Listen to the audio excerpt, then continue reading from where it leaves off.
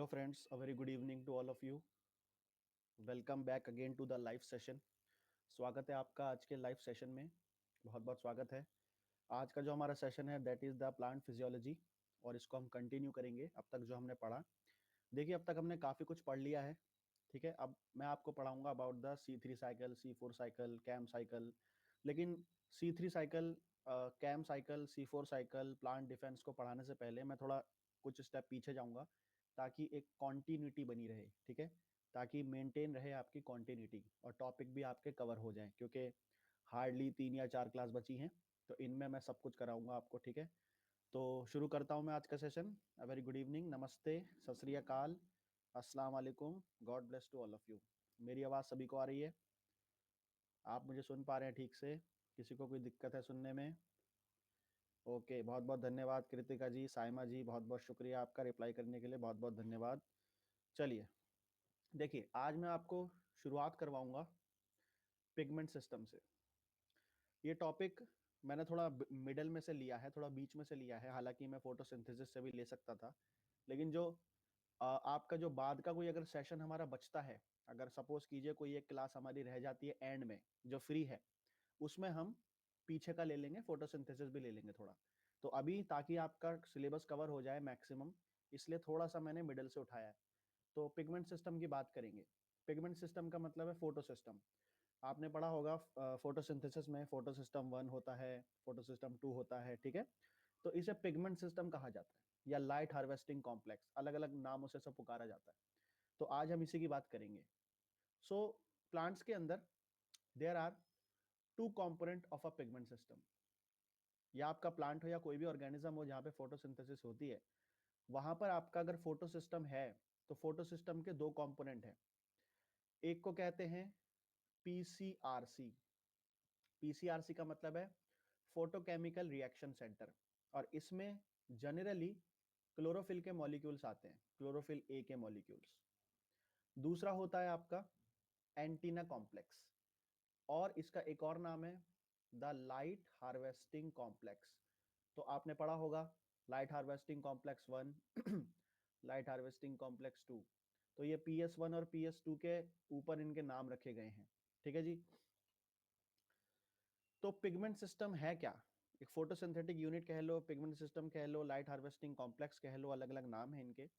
इसमें जनरली क्या होता है, एक तो कई सारे पिगमेंट के मॉलिक्यूल्स होते हैं जिन्हें कहते हैं एक्सेसरी पिगमेंट्स. एक्सेसरी का मतलब है एक्स्ट्रा वर्क करेंगे, कोई ये मदद करेंगे किसी काम में. दूसरा आपका है रिएक्शन सेंटर. तो रिएक्शन सेंटर में आपका है फोटोकेमिकल रिएक्शन सेंटर. ठीक है, जो आपका होता है क्लोरोफिल का मॉलिक्यूल.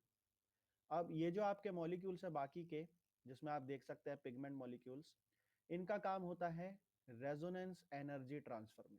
हालांकि इनके और भी कई काम होते हैं, but one of the important role इनका यहां पर है रेजोनेंस एनर्जी ट्रांसफर.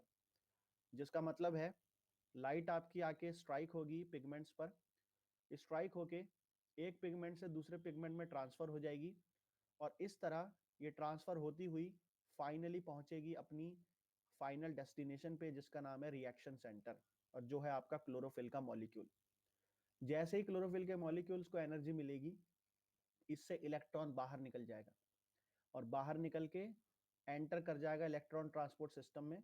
मतलब कि किसी इलेक्ट्रॉन एक्सेप्टर के पास चला जाएगा वो, और यहां पर अगर कोई गैप आ जाएगा इलेक्ट्रॉन का, तो उसको भर दिया जाएगा बाय द डोनर. तो आपका मेजोरिटी में वाटर होगा यहाँ डोनर, जो इलेक्ट्रॉन इसको दे देगा और इस गैप को फिल कर देगा. ठीक है, इस तरह से काम होता है यहाँ. सो जो आपके फोटोकेमिकल रिएक्शन सेंटर्स हैं, ठीक है, वो आपके दो तरह के हैं. There are two kind of photosystem या फोटोकेमिकल रिएक्शन सेंटर. एक को कहते हैं type 1. It is also called as the iron sulphur type, क्योंकि इसमें आयरन सल्फर मिलते हैं. दूसरा होता है type 2. It is also called as the pheophytin quinone type, क्योंकि इसके अंदर फियोफाइटिन और क्विनॉन नाम का केमिकल पाया जाता है, जिसके बारे में बात करेंगे अभी. तो जो आपके ऑक्सीजेनिक फोटोसिंथेटिक ऑर्गेनिज्म है, यानी ऐसे ऑर्गेनिज्म जो ऑक्सीजन को लाइबरेट करते हैं फोटोसिंथेसिस करते हुए, उनके अंदर दो तरह के फोटोसिस्टम पाए जाते हैं. एक को कहते हैं फोटोसिस्टम 1, दूसरे को कहा जाता है फोटोसिस्टम 2. फोटो सिस्टम 1 जैसे बताया ये होता है iron sulphur type photo system 1, और फोटो सिस्टम 2 होता है फियोफाइटिन क्विनोन टाइप, और इनकी लोकेशन होती है क्लोरोप्लास्ट में ऑन द थाइलाकॉइड मेम्ब्रेन। तो इसके अंदर जो आपका ग्रेनम या ग्रेना होता है, इसमें जो आपका थाइलाकॉइड होता है, इसकी मेम्ब्रेन पर मिलते हैं आपको ये फोटो सिस्टम 1 फोटो सिस्टम 2। ठीक है, ओके। इसके बारे में तो आपको पता ही होगा, this is the Z scheme. तो जेड स्कीम के अकॉर्डिंग कैसे काम होता है आपको एक बार थोड़ा दिखा देता हूँ, फिर मैं डिटेल में लेके जाऊंगा इसे। देखिए लाइट स्ट्राइक करती है फोटो सिस्टम 1 और फोटो सिस्टम 2 पे, 1 पर और 2 पर, दोनों पे स्ट्राइक करती है। फोटो सिस्टम 2 पे स्ट्राइक करती है समवेयर अराउंड 680 नैनोमीटर की, और इसीलिए इसको कह देते हैं P680। इसी तरह से जो फोटो सिस्टम 1 है उस पे स्ट्राइक करती है 700 नैनोमीटर की, और इसीलिए इसको कह देते हैं पिगमेंट 700 या फिर द फार रेड लाइट। तो यहाँ पे फार रेड लाइट और यहाँ पे द रेड लाइट। तो सपोज कीजिए आपका रेड लाइट जो है बॉम्बार्ड हुई है फोटो सिस्टम सेकंड पर। बॉम्बार्ड होने से ये एक्साइट होगा, एक्साइट होने से इसका इलेक्ट्रॉन बाहर निकलेगा, ठीक है, इजेक्ट होगा। एक्साइट होने के बाद इसका इलेक्ट्रॉन इजेक्ट होगा, और ये इलेक्ट्रॉन इजेक्ट होने के बाद एंटर कर जाएगा इलेक्ट्रॉन ट्रांसपोर्ट चेन में, जिसमें अलग अलग मॉलिक्यूल्स होंगे जो इलेक्ट्रॉन को लेंगे और आगे देंगे, एक्सेप्ट करेंगे, डोनेट करेंगे, एक्सेप्ट करेंगे, डोनेट करेंगे, और फाइनली वो इलेक्ट्रॉन को पहुंचा देंगे अगले पिगमेंट सिस्टम पे, जो है पिगमेंट सिस्टम 700। 700 पर भी सेम काम हुआ है। जब इस पे फार रेड लाइट आके गिरी है तो ये एक्साइट हुआ है, एक्साइट होने के बाद इसका इलेक्ट्रॉन बाहर निकला है, और निकलने के बाद फाइनल इलेक्ट्रॉन एक्सेप्टर पे गया है जो है NADP+, और इलेक्ट्रॉन को लेने के बाद ये बन गया है NADPH, और यहाँ पे जो इलेक्ट्रॉन का गैप हुआ था वो इस इलेक्ट्रॉन से भर गया था, ठीक है। एंड जो यहाँ पे इलेक्ट्रॉन का गैप हुआ था ये वाटर के ऑक्सीडेशन से भर गया, क्योंकि यहाँ वाटर होता है, इसका ऑक्सीडेशन होता है। वाटर के ऑक्सीडेशन होने से इलेक्ट्रॉन बाहर निकलते हैं, प्रोटॉन बाहर निकलते हैं, और ठीक है, साथ ही साथ आपका ऑक्सीजन बाहर निकलती है, जिसमें जो इलेक्ट्रॉन होता है वो एंटर कर जाता है पिगमेंट 680 में। तो इस तरह से आपका मेंटेन रहता है, ठीक है जी। ओके अमिता जी, नो प्रॉब्लम, ठीक है, ओके, आप रिकॉर्डिंग देख लीजिएगा, ओके नो प्रॉब्लम। चलिए अब एक एक करके डिटेल में लेते हैं। आई होप आपको समझ में आ रहा होगा एंड मेरी आवाज भी आ रही होगी। सबसे पहले बात करते हैं फोटो सिस्टम 1 की, ठीक है। फोटो सिस्टम 1, फोटो सिस्टम 1 के बारे में इंपॉर्टेंट पॉइंट्स आपको बता देता हूं जो याद रखने हैं। It is A iron sulphur type photochemical reaction centre. इसके अंदर आयरन और सल्फर मिलता है। ये जो आपका फोटो सिस्टम है ये लाइट को कैप्चर करता है 700 नैनोमीटर की, जिसे कहते हैं द फार रेड लाइट। और क्योंकि ये 700 नैनोमीटर की एब्जॉर्ब करता है इसलिए इसको कह देते हैं P700 यानी पिगमेंट 700, ठीक है, इसका नाम रख देते हैं। एंड ये जो आपका क्लोरोफिल का मॉलिक्यूल होगा इसके अंदर ये होगा पिगमेंट 700, और इस क्लोरोफिल के मॉलिक्यूल के चारों तरफ और एक्सेसरी मॉलिक्यूल्स होंगे जो होंगे एंटीना पिगमेंट्स, और वो एक साथ मिला के कहेंगे उनको द लाइट हार्वेस्टिंग कॉम्प्लेक्स, क्योंकि वो लाइट को हार्वेस्ट करेगा, लाइट को यूज करेगा और पहुंचाएगा वो आपका फोटोकेमिकल रिएक्शन सेंटर पे। आई होप मेरी बातें आपको समझ में आ रही होंगी, सारी क्लियर हो रही होंगी, one by one, step by step सब कुछ आप क्लियर करते चलिएगा, ठीक है। फोटो सिस्टम जो 1 है आपका, इसके अंदर क्या क्या मिलता है, कौन कौन से मॉलिक्यूल्स पाए जाते हैं। इसमें एक मॉलिक्यूल मिलता है जिसका नाम है फाइलोक्विनोन। इन सब के बारे में डिटेल में बात करेंगे। इसमें मिलते हैं कुछ प्रोटीन जिन्हें कहते हैं आयरन सल्फर सेंटर्स, कुछ कोफैक्टर्स होते हैं, कुछ कैरोटीनॉइड्स के मॉलिक्यूल्स होते हैं, कुछ एक्सेसरी क्लोरोफिल्स के मॉलिक्यूल्स होते हैं, और कुछ प्रोटीन होते हैं जिन्हें कहते हैं PSAA एंड PSAB, ठीक है। तो ये आपका कहाँ पाया जाता है, फोटो सिस्टम 1 में। एग्जाम में कभी कभार पूछ लेता है वो कि ये प्रोटीन किससे बिलोंग करता है। इसके अलावा जो आपका साइनोबैक्टीरिया है, साइनोबैक्टीरिया के केस में ये जो आपके प्रोटीन है जिसका नाम है पीएसए, ये आपके 11 तरह के हैं। There are 11 different types of PSA protein और इनके नाम रखे गए हैं A, B, C, D, E, F, I, J, K, L, M etcetera etcetera. You can see here this is the photo system. ठीक है, फोटो सिस्टम 1 है ये। तो फोटो सिस्टम 1 के अंदर कैसे काम होता है ये देख लीजिए। देखिए, फोटो सिस्टम 1 में इसके पास लगा रहता है एक मॉलिक्यूल जिसे कहते हैं प्लास्टोसाइनिन। ठीक है, प्लास्टोसाइनिन। ये प्लास्टोसाइनिन के पास इलेक्ट्रॉन आता है फोटो सिस्टम सेकंड से। तो फोटो सिस्टम सेकंड से इलेक्ट्रॉन जब इस पे आता है, ये डोनेट कर देता है इलेक्ट्रॉन को to the photo system 1। Photosystem 1 में सबसे पहले देगा इलेक्ट्रॉन ये पिगमेंट 700 को। पिगमेंट 700 से इलेक्ट्रॉन जाएगा A0 पर, A0 से जाएगा A1 पर, A1 से जाएगा आयरन सल्फर सेंटर पर। और आयरन सल्फर सेंटर भी 3 तरह के हैं, X, A और B। तो पहले जाएगा X पे, फिर जाएगा A पे, फिर जाएगा B पे। तो इसे याद रखने के लिए आप ये वर्ड याद रख लेना, जैब। तो जैब के द्वारा इलेक्ट्रॉन ट्रांसफर होगा और फाइनली वो पहुंचेगा फेरोडॉक्सिन पे। फेरोडॉक्सिन एक अटैच प्रोटीन है, it is A water soluble, ये मेम्ब्रेन के बाहर मिलता है। और फेरोडॉक्सिन से उसके बाद जाएगा एफएनआर पे और फाइनली फिर आपका एनएडीपीएच बनेगा। तो ये पूरा रूट याद रखना है। इसके अलावा और कौन सी बातें यहाँ पे याद रखने वाली हैं? You can see this is the PSA, this is the PSA B.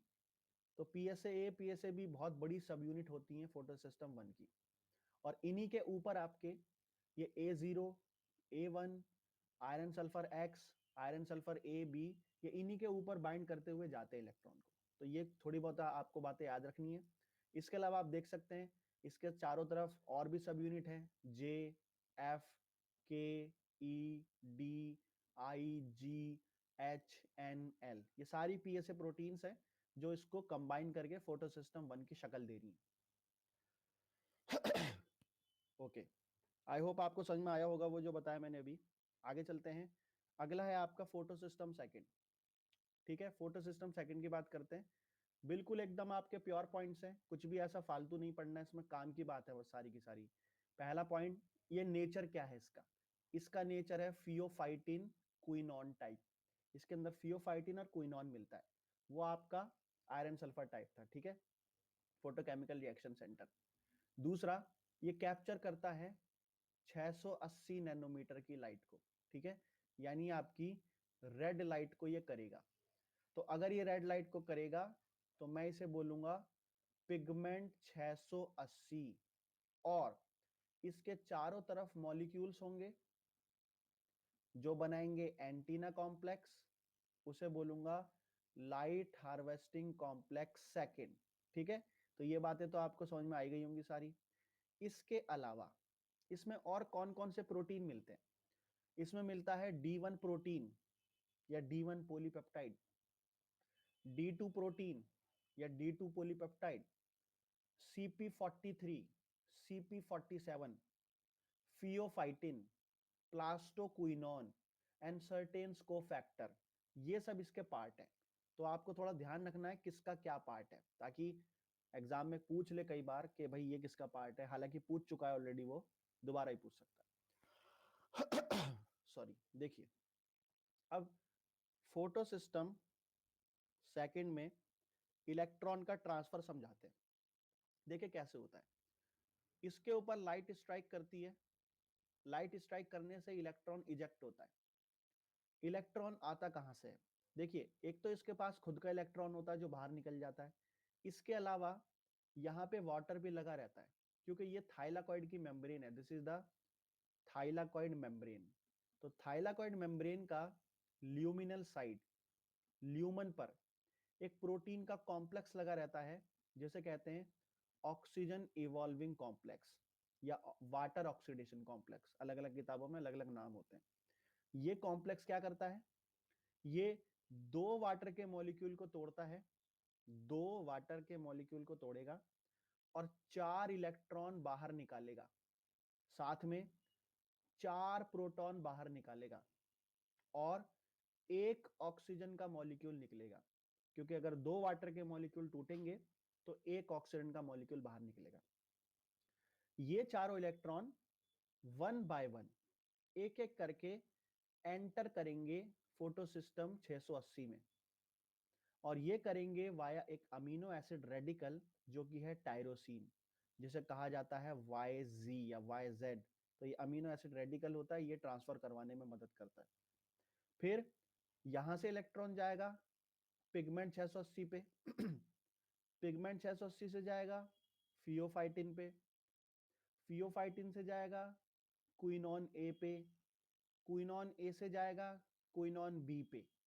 Quinone B जो है it is a mobile in nature, quinone B mobile है, ये मूव कर सकता है, तो ये डिफ्यूज करेगा मेम्ब्रेन में और इलेक्ट्रॉन को ट्रांसफर करेगा अगले मेंबर के पास, that is the cytochrome B6F complex. ठीक है जी, तो ये पूरा रास्ता, ये पूरा रूट समझाया। और क्या बातें जानने वाली है यहाँ पे, और जानने वाली हैं the D1 polypeptide and the D2 polypeptide. सबसे पहली बात, they are the part of photosystem second. दूसरी बात, D1 और D2 पर ये सारा ट्रांसफर होता है। You can see 680 pheophytin quinone A quinone B इसी से बाइंड होते हैं और ट्रांसफर करते हैं इलेक्ट्रॉन को। इसके अलावा CP47 CP43 भी याद रखना है, क्योंकि पूछ सकता है एग्जाम में किसके पार्ट है ये। ठीक है जी, ओके। अब यहाँ पे एक सवाल उठता है, एक सवाल यहाँ पे उठता है, क्या उठता है? पिगमेंट 680 क्लोरोफिल ए है, पिगमेंट 700 क्लोरोफिल ए है, दोनों के दोनों 99.999% आइडेंटिकल हैं, या मैं ये बोलूं 100% आइडेंटिकल है समझाने के लिए। चलो मान लो 100% आइडेंटिकल है। अगर ये 100% आइडेंटिकल हैं तो फिर ये अलग अलग वेवलेंथ को क्यों एब्जॉर्ब करते हैं? ऐसा क्यों है कि ये 680 कर रहा है, ये 700 कर रहा है? इसका रीजन है द एंटीना कॉम्प्लेक्स। तो इसके चारों तरफ जो एंटीना कॉम्प्लेक्स के मॉलिक्यूल्स है दोनों की तरफ, इनकी वजह से एब्जॉर्बेंस में चेंज आता है।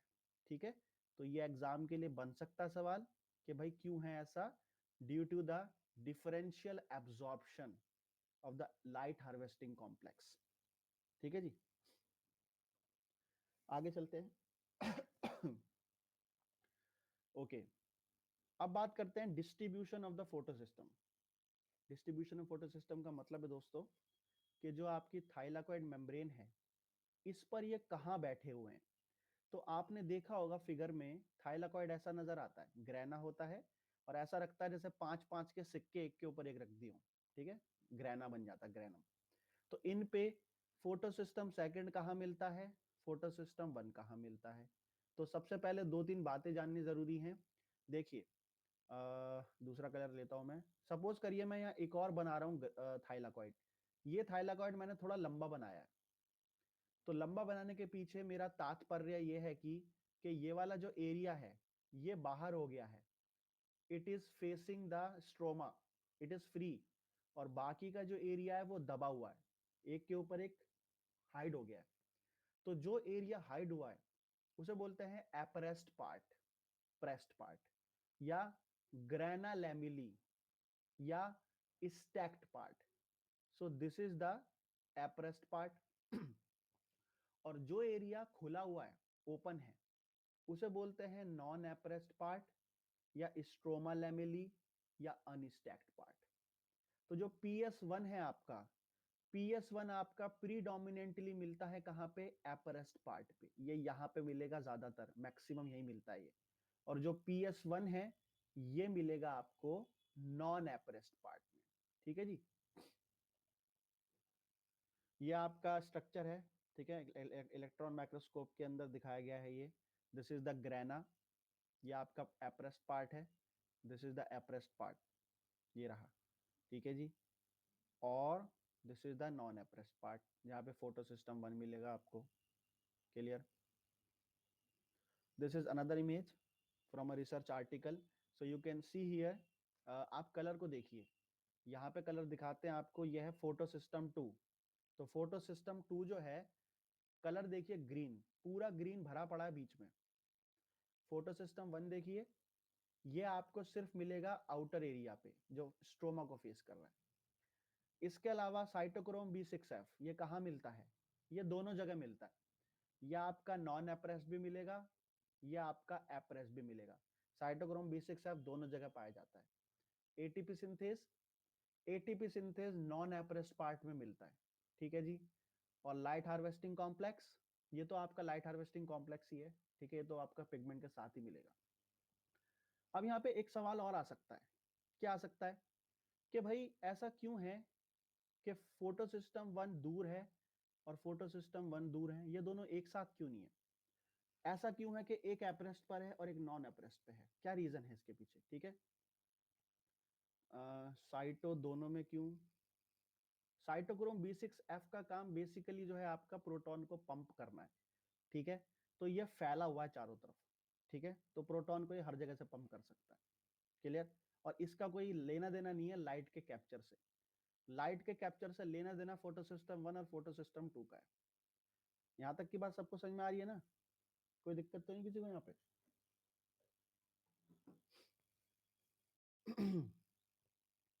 ठीक है ना? ओके, देखो दोस्तों, एक टर्म आती है जिसे कहते हैं एक्साइटेशन लार्सेनी। मैं आप पहले टर्म लिख देता हूं। This is called as the excitation larceny, larceny, और it is also called as the stealing, or it is also called as the spill over, ठीक है। एक्साइटेशन लार्सेनी, स्टीलिंग और स्पिल ओवर। तो स्टीलिंग का मतलब तो समझ में आ ही रहा होगा आपको, अ काइंड ऑफ, ठीक है, चोरी। लार्सेनी का मतलब भी थोड़ा बहुत यही है, और स्पिल ओवर का मतलब है स्पिल हो जाना। तो कहने का क्या मतलब है? कहने का मतलब ये है, सपोज करिए ये थाइलाकॉइड है, दिस इज द थाइलाकॉइड, और दूसरा थाइलाकॉइड मैं यहाँ बना देता हूँ, ये रहा। तो मैंने अभी बताया जो फोटो सिस्टम 1 है वो आपका नॉन एप्रेस्ट पे है, और जो फोटो सिस्टम 2 है वो एप्रेस्ट पे है। ये दोनों अलग इसलिए हैं क्योंकि जो फोटो सिस्टम 1 है इसकी लाइट को कैप्चर करने की जो एनर्जी है वो फास्ट है। ये a kind of fast trap है, it is a fast trap, light का फास्ट ट्रैप, बहुत जल्दी खींचेगा लाइट को। तो इसीलिए नेचर ने इनको थोड़ा अलग किया गया है ताकि लाइट दोनों को बराबर मात्रा पे मिले। जो फोटो सिस्टम 1 है इसकी लाइट को चुराए ना। आ रहा समझ में आपको मेरी बात? ठीक है। So it is a fast trap and it is a slow trap. ये सारी टर्म आपकी रिसर्च आर्टिकल्स में यूज होती हैं, किताबों में नहीं मिलेगा ये, ठीक है। हाँ जी, कोई दिक्कत तो नहीं किसी को? आगे चल रहा हूं मैं, बता देना मुझे, ठीक है ना। आगे चलते हैं। अब बात करते हैं दोस्तों the photosynthesis in oxygenic photosynthetic organism. जो आपके ऑक्सीजेनिक फोटोसिंथेटिक ऑर्गेनिज्म है उनके अंदर कहाँ कहाँ कैसी कैसी फोटोसिंथेसिस में कौन कौन सी स्टेजेस आती हैं। बेसिकली दो स्टेजेस में कंप्लीट होता है ये। एक को कहते हैं light reaction, it is also called as the Hill reaction, it is also called as the photochemical reaction, it is also called as the light dependent reaction. दूसरी होती है आपकी dark reaction, also called as the Blackman reaction, also called as the chemical reaction, also called as the light independent reaction, या C3 cycle, बहुत बहुत तरह के नाम है इसके, देखेंगे बाद में। सबसे पहले बात करेंगे लाइट और डार्क की इन अ नटशेल। पहले थोड़ा बेसिक देखेंगे इनका, ये होती क्यों है, क्या होता है इनके अंदर। तो जो लाइट रिएक्शन है, जैसे नाम से पता चल रहा है, ये लाइट में होती है, ये बिना लाइट के नहीं होगी, ठीक है। तो ये होती कहाँ पे? इसकी लोकेशन है द थाइलाकॉइड, थाइलाकॉइड या ग्रेना क्लोरोप्लास्ट, उसकी मेम्ब्रेन इसकी लोकेशन है, यहाँ पर होती है। और जैसे नाम से ही पता चल रहा है लाइट रिएक्शन, तो ये लाइट की प्रेजेंस में होगी। So it require the direct energy of the light, तो डायरेक्ट एनर्जी का मतलब यही है, जब डायरेक्टली लाइट आके गिरेगी तभी होगी ये। इस रिएक्शन में होता क्या है, क्या बनता है इसमें, what is the product of this reaction? इसमें बनता है एटीपी और NADPH, ये दो चीजें बनती हैं। हालांकि ऑक्सीजन भी बनता है, लेकिन अभी हम बात कर रहे हैं प्रोडक्टिव, मतलब हम बात कर रहे हैं कि क्या होगा इसका आगे चल के क्या बनेगा। तो बेसिकली यहाँ पे एटीपी NADPH बनते हैं, जो आगे चल के यूज होते हैं शुगर को बनाने के लिए। ऑक्सीजन तो यूज नहीं होगा उसके लिए। इसमें जो एटीपी बनता है, ये बनता है by the process of photophosphorylation. देखिए फॉस्फोरिलेशन क्या होता है, फॉस्फोरिलेशन होता है ADP plus the inorganic phosphate, ये इसमें जुड़ जाएगा तो बन जाएगा एटीपी, और मैं बोलूंगा फॉस्फोरिलेशन हो गया। और अगर ये काम लाइट की वजह से हो तो मैं बोलूंगा फोटोफॉस्फोरिलेशन हो गया। ठीक है जी, फोटोफॉस्फोरिलेशन हो गया। इसके अलावा जो ये एटीपी बनता है और जो ये NADPH बनता है, इसका यूज होता है in the C3 cycle, that is the dark reaction. तो डार्क रिएक्शन भी लाइट की वजह से ही होती है, वो बिना लाइट के नहीं हो सकती। क्यों? क्योंकि डार्क रिएक्शन में जो चीजें लगती हैं, जैसे कि एटीपी और NADPH, वो लाइट से ही आ रही हैं, तो बिना लाइट के डार्क भी नहीं होने वाली। हालांकि डार्क रिएक्शन को इनडायरेक्टली जरूरत पड़ती है लाइट की, डायरेक्टली नहीं पड़ती, बट यस विदाउट लाइट ये भी नहीं हो पाएगी ठीक से। ठीक है, तो डार्क बोल देते हैं, लेकिन डार्क का मतलब ये नहीं है कि डार्क में ही होती है। तो डार्क रिएक्शन में एटीपी NADPH जो यूज होता है, ठीक है, इससे बनता है आपका a molecule called as the G3P, glyceraldehyde 3 phosphate, जिसके बारे में हम बात करेंगे डार्क रिएक्शन में। सॉरी, ये देख लीजिए फिगर, सारी बातें आपको धीरे धीरे समझा रहा हूं मैं। ये आपका सनलाइट है, फोटो सिस्टम सेकंड पे आके गिरी, फोटो सिस्टम 1 पे आके गिरी, इलेक्ट्रॉन ट्रांसपोर्ट हुआ। इलेक्ट्रॉन ट्रांसपोर्ट होने से तीन चीजें बनती हैं आपकी, ऑक्सीजन वाटर से बनेगा, ATP ADP plus inorganic phosphate, NADPH from the NADP plus. और ये तीनों काम कहाँ हो रहे हैं आपके स्ट्रोमा में। ठीक है, हालांकि ऑक्सीजन आपका ल्यूमन में बन रहा है थाइलाकॉइड की, ठीक है, लेकिन ये बाकी के दोनों आपके स्ट्रोमा में हो रहे हैं। अब आते हैं डार्क रिएक्शन पे। हमने डार्क रिएक्शन के बारे में बात करी थी अभी। देखो डार्क रिएक्शन की लोकेशन क्या है, इसकी लोकेशन है द स्ट्रोमा।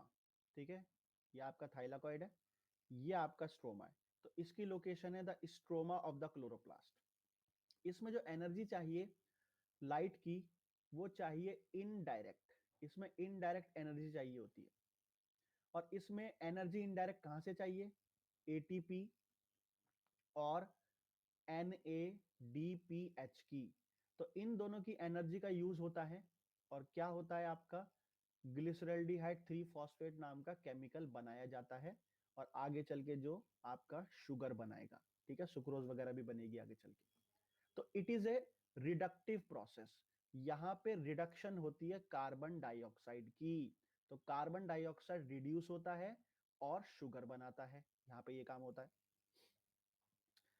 आपको मैं केल्विन साइकिल एक थोड़ा सा नटशेल में दिखाता हूँ, उसे डिटेल में बाद में लेके जाऊंगा मैं, बस आप देख लीजिए शुरुआत कैसे होती है। कार्बन डाइऑक्साइड आता है एटमॉस्फेयर से, इसके साथ कंबाइन होता है मॉलिक्यूल जिसे कहते हैं RUBP, राइबुलोज बिसफॉस्फेट। दोनों मिला के बनाते हैं compound called as the 3 phosphoglycerate.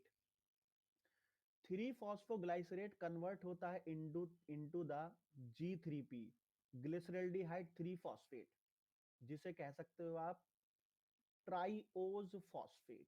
It is a triose phosphate. ठीक है, तो ये आपका जब कन्वर्ट होता है तो इसमें खर्च होता है क्या, एटीपी और NADPH। ये एटीपी और NADPH जो खर्च हो रहा है ये कहां से आया है, लाइट रिएक्शन से। तो खर्च होने के बाद ये दोबारा बन जाता है ADP, और दोबारा बन जाता है NADP प्लस, और रिसाइकल होने के लिए चला जाता है लाइट रिएक्शन में, और रिसाइकल होके दोबारा यहाँ आ जाता है, जैसे उसे एनर्जी मिलती है। ग्लिसरल्डिहाइड 3 फॉस्फेट से क्या बनते हैं, शुगर वगैरह बनते हैं, ग्लूकोज सुक्रोज ऑर्गेनिक कंपाउंड। और सारे मॉलिक्यूल से नहीं बनते, ऐसा नहीं है कि अगर 5 तरह के ग्लिसरल्डिहाइड 3 फॉस्फेट बने हैं या 6 ग्लिसरल्डिहाइड 3 फॉस्फेट बने हैं तो सबके सब बनाएंगे शुगर, नहीं, उनमें से एक बनाता है बस, बाकी के 4 या 5 रिसाइकल हो जाते हैं और रिसाइकल होके अगेन वो जन्म देते हैं आरयूबीपी को। तो आरयूबीपी का दोबारा जन्म हो जाता है ताकि वो दोबारा अगली साइकिल में जा पाए। इस तरह से काम होता है। और ये जो ट्राइओस फॉस्फेट है, इसका भी अलग अलग यूज होता है जो मैं बताऊंगा आपको कार्बन एलोकेशन में। ये साइटोसोल में भी चला जाता है, ये क्लोरोप्लास्ट में भी रहता है, depending on the inorganic phosphate and other molecules. ठीक है, उनकी कंसंट्रेशन पे डिपेंड करता है। हम बात करेंगे आगे। तो ओवरऑल अभी तक का हमने अभी तक डिटेल में नहीं गए। अभी तक हम सिर्फ सुपरफिशियली देख रहे हैं, चीजों को समझ रहे हैं कि कैसे होता है काम। क्योंकि टॉपिक को अगर आप पहले दूर से देख लोगे, दूर से मतलब उसका मोटे मोटे तौर पे पढ़ लोगे, तो समझने में ज्यादा आसानी होती है। हमें पता लग जाती है इसकी बाउंड्री कहाँ है टॉपिक की। ठीक है, तो उसकी बाउंड्री देख लीजिए। ये आपकी लाइट रिएक्शन थी, वाटर आया था, ठीक है, ऑक्सीजन बाहर निकला था, एटीपी एनएडीपीएच बना था जो एंटर करा था केल्विन साइकिल में, C3 साइकिल, और यूज हुआ था, शुगर बनाया था बाहर। दोबारा ये आपका यूज हो गया, एटीपी बनाया, एडीपी बनाया, एनएडीपी प्लस, और ये फिर चला गया आपका लाइट रिएक्शन में। और ये साइकिल आपका चलता रहा चलता रहा चलता रहा चलता रहा चलता रहा। ठीक है जी। चलिए आइए थोड़ा और बात करते हैं। अब आते हैं लाइट रिएक्शन के ऊपर। ठीक है, तो during the light reaction electron का फ्लो होता है। जब आपकी लाइट आती है तो इलेक्ट्रॉन भागता है। तो इलेक्ट्रॉन का जो भागना होता है वो दो तरह का होता है। एक को कहते हैं साइक्लिक इलेक्ट्रॉन फ्लो, एक को कहते हैं लीनियर इलेक्ट्रॉन फ्लो। तो लीनियर इलेक्ट्रॉन फ्लो यानी नॉन साइक्लिक यानी जेड स्कीम। ठीक है, तो ये दो होते हैं। दोनों में पहले डिफरेंस देखते हैं। In the case of cyclic electron flow only photosystem one participate, इसमें सिर्फ फोटो सिस्टम वन काम करता है। In the case of non cyclic both photosystem one and the photo system two participate. Cyclic के अंदर ATP बनता है, yes, ATP formation occurs. Non cyclic में भी बनता है, यस, दोनों में बनता है। In the case of cyclic NADPH नहीं बनता, but in the case of non cyclic NADPH बनता है। ठीक है, cyclic and non cyclic. In the case of cyclic oxygen आपका नहीं बनता, in the case of non cyclic oxygen आपका बनता है। In the case of cyclic it is more productive with respect to the ATP formation. मैंने भी आपको बताया एटीपी दोनों में बनता है, तो फर्क क्या है? फर्क यह है with respect to the productivity, यानी कितना बन रहा है, ज्यादा बनता है आपका साइक्लिक में। ठीक है, तो it is more productive with respect to the ATP, it is less productive with respect to the ATP. इसके अलावा यह मैं आपको बता ही चुका हूं, एटीपी बनता है फोटोफॉस्फोरिलेशन से। तो साइक्लिक में बनेगा तो बोलेंगे साइक्लिक फोटोफॉस्फोरिलेशन, नॉन साइक्लिक में बनेगा तो बोलेंगे non cyclic photophosphorylation. It is also called as the cyclic electron flow, that is the SEF. It is also called as the linear electron flow, that is the LEF. तो LEF और SEF भी term use होती हैं आपकी। एक बार cyclic को देख लेते हैं, इसमें कैसे काम होता है। देखिए साइक्लिक में आपका इलेक्ट्रॉन आके लाइट आके गिरती है, ठीक है, फोटो सिस्टम वन पे, पिगमेंट 700 पर। इलेक्ट्रॉन इजेक्ट होते हैं बाहर। इजेक्ट होने के बाद जाते हैं फेरोडॉक्सिन पे, जो इलेक्ट्रॉन को एक्सेप्ट करता है। फेरोडॉक्सिन से जाते हैं प्लास्टोक्विनोन पे, प्लास्टोक्विनोन से जाते हैं साइटोक्रोम B6F के पास, और साइटोक्रोम B6F आपका एटीपी बनवाने में मदद करता है। तो यहाँ एटीपी बन गया। दोबारा इलेक्ट्रॉन आ जाता है वापस प्लास्टोसाइनिन पर, और प्लास्टोसाइनिन से दोबारा एंटर कर जाता है रिएक्शन सेंटर पे, और ये आपकी साइकिल इस तरह से मूव करती है in the case of cyclic electron flow. This is the Z scheme. तो जेड स्कीम थोड़ी डिटेल में एक बार दिखाता हूं मैं आपको, फिर बताऊंगा कौन क्या कर रहा है इसमें। देखिए लाइट आई, आके गिरी पिगमेंट 680 पे, पिगमेंट 680 एक्साइट हो गया। जब ये एक्साइट होता है तो स्टार की तरह बताते हैं हम इसे कि पिगमेंट 680 स्टार, मतलब एक्साइटेड है। इलेक्ट्रॉन दे दिया, सबसे पहले इलेक्ट्रॉन देगा ये फियोफाइटिन को। सो फियोफाइटिन एक मॉडिफाइड क्लोरोफिल का मॉलिक्यूल होता है जिसमें मैग्नीशियम नहीं होता सेंटर में। So it is A first electron acceptor, ये पहला इलेक्ट्रॉन एक्सेप्टर होता है। इसके अलावा अगर मैं नीचे आके देखूं, यहां से इलेक्ट्रॉन बाहर निकला था, तो यहां पे इलेक्ट्रॉन का क्या हो जाएगा, वॉइड। इसको भरा जाता है पानी के द्वारा। तो पानी को तोड़ता है oxygen evolving complex into the hydrogen ions, into the electrons and the oxygen molecule। और ये जो इलेक्ट्रॉन है ये इस वॉइड को भर देते हैं। इस तरह से काम हो जाता है आपका, ठीक है। देन फियोफाइटिन से ये जाता है आपका क्विनोन के पास, क्यूए क्यूबी। क्यूबी के बाद जाता है साइटोक्रोम B6F के पास। साइटोक्रोम B6F के पास जैसे ही इलेक्ट्रॉन निकलता है ये प्रोटॉन को पंप कर देता है। ये प्रोटॉन को फ्रॉम द स्ट्रोमा, क्लोरोप्लास्ट के स्ट्रोमा से ल्यूमन के अंदर पंप कर देता है, जिससे ल्यूमन में प्रोटॉन की कंसंट्रेशन बढ़ने लगती है, जिससे पीएच आपका कम हो जाता है, जिससे इलेक्ट्रोकेमिकल प्रोटॉन ग्रेडियंट बनता है, जिससे प्रोटॉन मोटिव फोर्स बनती है और जिससे एटीपी बनता है। ठीक है, इसे मैं दोबारा बताऊंगा, अभी मैं बस आपको थोड़ा फैमिलियराइज कर रहा हूं ताकि वर्ड, जब आप वर्डों को बार बार सुनोगे, वर्डों को बार बार सुनोगे ना तो याद जल्दी होगा कि ये तो मैंने कहीं सुना था, ये तो मैंने कहीं पढ़ा था, तो याद हो जाता है। लाइट से इलेक्ट्रॉन नहीं आएगा, वाटर से आएगा। लाइट एनर्जी देती है बस, ठीक है, वाटर। ओके, यहां देखिए अब क्या होगा, ये आपका साइटोक्रोम B6F कॉम्प्लेक्स से जाएगा प्लास्टोसाइनिन पर। प्लास्टोसाइनिन से जाएगा इलेक्ट्रॉन पिगमेंट 700 पर। क्यों? देखिए, पिगमेंट 700 के पास आके लाइट गिरी थी, ये भी एक्साइट हुआ था, एक्साइट हो गया, एक्साइट होके बना दिया पिगमेंट 700 स्टार, और इलेक्ट्रॉन अपना दे दिया A0 A1 को।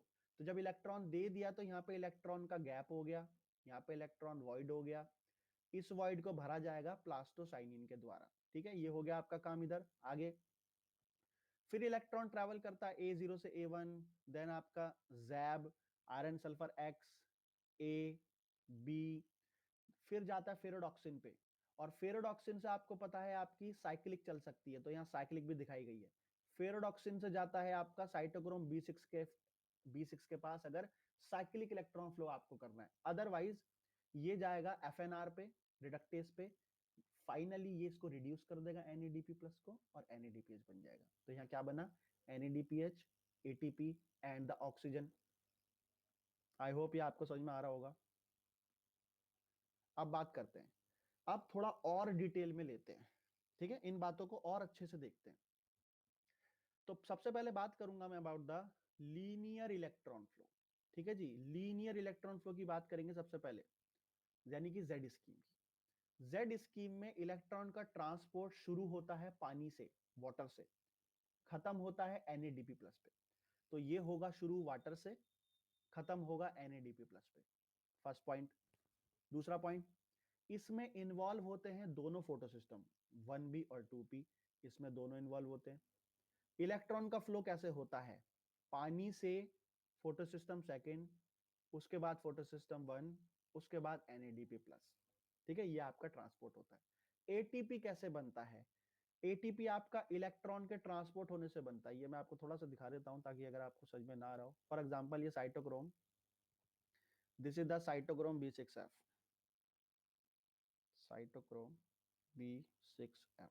ठीक है जी, इलेक्ट्रॉन गया, जब जब इलेक्ट्रॉन जाएगा तो स्ट्रोमा और थाइलाकॉइड ल्यूमन, तो थाइलाकॉइड के ल्यूमन में प्रोटॉन पंप होंगे। प्रोटॉन यहां पंप होंगे तो प्रोटॉन की कंसंट्रेशन यहां बढ़ने लगेगी, जिसे बोलेंगे इलेक्ट्रोकेमिकल प्रोटॉन ग्रेडियंट। तो प्रोटॉन ग्रेडियंट का मतलब यही होता है, कहीं पर कंसंट्रेशन हाई तो कहीं पर कंसंट्रेशन कम। तो इलेक्ट्रोकेमिकल प्रोटॉन ग्रेडियंट से जनरेट होगी प्रोटॉन मोटिव फोर्स, और ये प्रोटॉन मोटिव फोर्स यहाँ पे लगा होगा आपका एटीपी सिंथेस। ठीक है, अ काइंड ऑफ एटीपी सिंथेस लगा होगा, और ये जो प्रोटॉन है आपके इस एटीपी सिंथेस के द्वारा बाहर निकलेंगे, और जब ये बाहर निकलेंगे आपके, ये आपका एटीपी बना देगा, ये आपका एडीपी को और इनऑर्गेनिक फॉस्फेट को जोड़ के एटीपी बना देगा। तो प्रोटॉन मोटिव फोर्स से एटीपी जनरेट हो रहा है, समझ में आ रही बात। यही काम माइटोकॉन्ड्रिया में भी होता है। आ रही बात समझ में आपको? माइटोकॉन्ड्रिया में भी सेम काम होता है, ठीक है, इस तरह से काम होता है हर जगह। और इसको हम पढ़ते हैं under the heading of Z scheme, ठीक है जी। ये आई थिंक आपको समझ में आया होगा, बताइएगा नहीं आया तो वैसे इसमें और कुछ है नहीं समझ में ऐसा। अब बात करेंगे एक एक करके सारे पिगमेंट्स की, इंडिविजुअली पिगमेंट को देखते हैं कौन क्या कर रहा है। तो हम सबसे पहले टर्मिनोलॉजी की बात करते हैं कि क्या टर्मिनोलॉजी यूज होती है। अगर लिखा दिखे पिगमेंट 680, सिर्फ 680 लिखा दिख रहा है, तो मतलब it is a normal chlorophyll and it is in the ground state, electron ground state में जमीन पे बैठा है।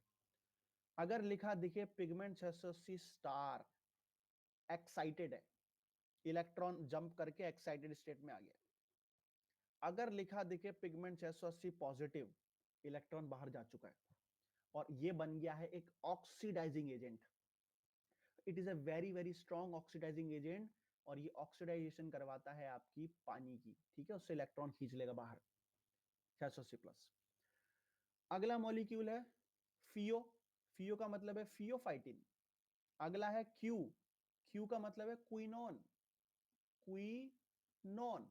और क्विनोन भी दो तरह के हैं, क्यू ए क्यू बी, इनके बारे में डिटेल में बताऊंगा अभी। These are the plastoquinones, Q A Q B. अगला है साइटोक्रोम B6F। ये पढ़ने में तो एक मॉलिक्यूल लग रहा है, but it is a complex. इसमें कई तरह के छोटे छोटे मॉलिक्यूल से मिला के बनाते हैं, हम बताएंगे कौन कौन से वो। अगला है the PC, PC is the plastocyanin. अब एक बार आप इलेक्ट्रॉन का फ्लो दिखाता हूं मैं डायग्रामेटिकली, मेरे द्वारा जो मैंने बनाया है, आपको ये ज्यादा अच्छे समझ में आ पाएगा। देखिए ये आपकी थाइलाकॉइड की मेम्ब्रेन है, this is the thylakoid membrane, thylakoid membrane है ये। और ऊपर है आपका स्ट्रोमा, और नीचे क्या है, नीचे आपका है थाइलाकॉइड का ल्यूमन। अब हम बात कर रहे हैं फोटोसिस्टम सेकंड की। फोटोसिस्टम सेकंड पे आएगी 680 नैनोमीटर की लाइट, आके गिरेगी 680 पर। 680 से बनेगा 680 स्टार। स्टार बनने के बाद इलेक्ट्रॉन बाहर निकलेगा, और पहले इलेक्ट्रॉन एक्सेप्टर पर, द फर्स्ट इलेक्ट्रॉन एक्सेप्टर पे जाएगा, दैट इज द फियोफाइटिन। गया, जाने के बाद ये बन जाएगा pigment 680 plus. It is a strong oxidising agent. ये क्या करेगा, क्योंकि ये ऑक्सीडाइजिंग एजेंट है, ये वाटर को ऑक्सीडेशन करने में हेल्प करेगा with the help of the oxygen evolving complex, जो लगा हुआ है कहां पे, the luminal side of the thylakoid membrane. सारे एग्जाम के सवाल है सारे के सारे। Oxygen evolving complex, luminal side of the thylakoid membrane. क्या करता है, दो पानी के मॉलिक्यूल तोड़े, 4 इलेक्ट्रॉन बाहर निकले, 4 प्रोटॉन बाहर निकले, एक ऑक्सीजन का मॉलिक्यूल बाहर निकला। ये जो 4 प्रोटॉन बाहर निकले, ये भी यहीं रहेंगे, कहां रहेंगे, ल्यूमन में। ठीक है जी, ये बात याद हुई। आगे ये जो इलेक्ट्रॉन है, ये जो 4 इलेक्ट्रॉन है, ये 1 बाय 1 एंटर करेंगे पिगमेंट 680 पे। जैसे ही खाली हुआ भर दिया, जैसे ही खाली हुआ भर दिया, खाली हुआ भर दिया। ठीक है जी, अब आइए आगे।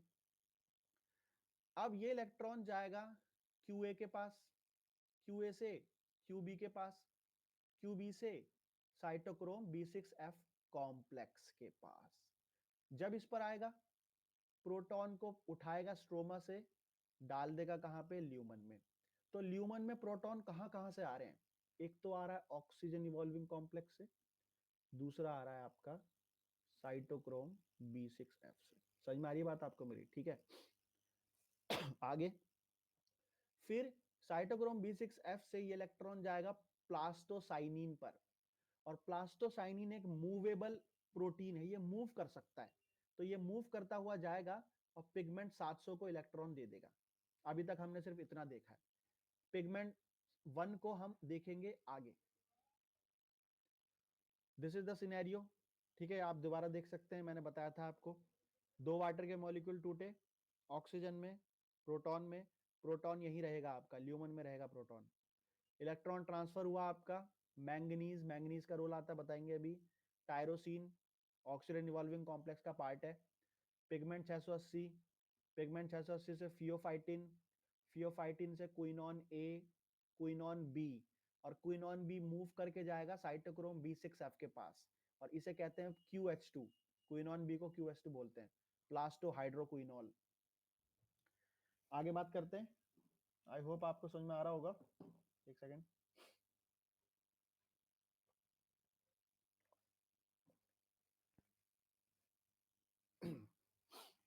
सॉरी, देखिए मैंने आपको बताया अलग अलग मॉलिक्यूल्स आते हैं और हर मॉलिक्यूल का काम है इलेक्ट्रॉन लेना देना, लेना देना, लेना देना। तो इसमें सबसे पहला मॉलिक्यूल कौन सा था? फियोफाइटिन था। ये ले रहा था मॉलिक्यूल सबसे पहले आपका पिगमेंट एसोसिएशन से। इसके बारे में बात करते हैं, ये है कौन? It is A chlorophyll molecule, but it is the modified chlorophyll molecule. ये मॉडिफाइड है, it is not actually the chlorophyll molecule, ठीक है। तो क्या मॉडिफिकेशन है इसमें? इसके अंदर मैग्नीशियम नहीं है, सेंटर में मैग्नीशियम एब्सेंट है, क्योंकि क्लोरोफिल में सेंटर में मैग्नीशियम होता है। और it is the first electron acceptor, ये पहला इलेक्ट्रॉन एक्सेप्टर होता है। अगर इसके बीच में मैग्नीशियम नहीं है तो क्या है? इसके बीच में है दो हाइड्रोजन के एटम। सो दो हाइड्रोजन के एटम मिलते हैं in instead of the magnesium ion, और ये बाइंड करता है D1 और D2 प्रोटीन से। याद आ रहा है D1 D2 प्रोटीन?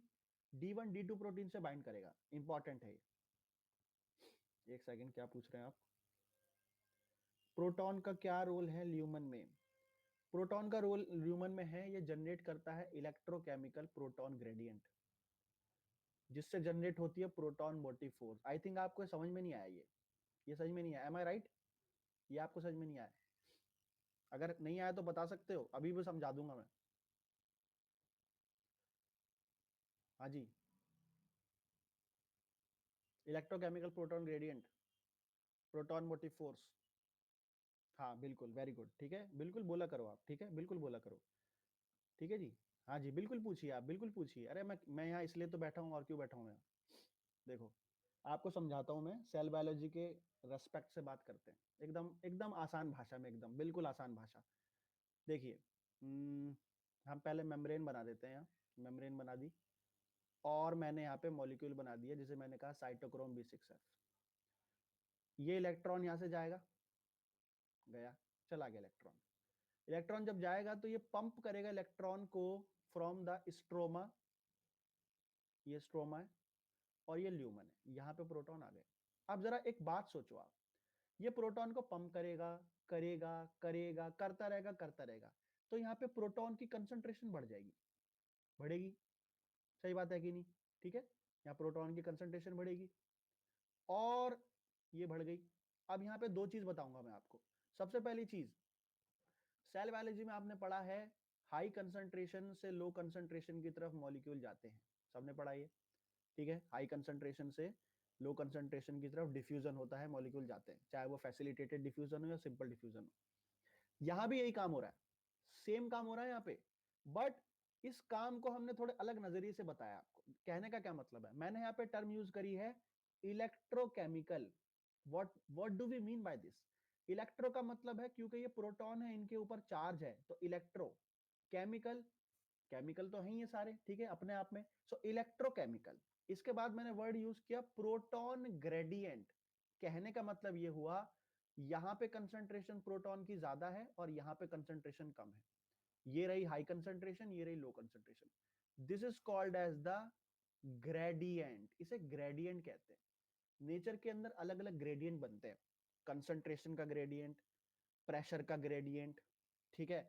बहुत चीजों का ग्रेडियंट बनते हैं, गैस का ग्रेडियंट बनता है, सॉलिड का, लिक्विड का, सबका ग्रेडियंट बनता है।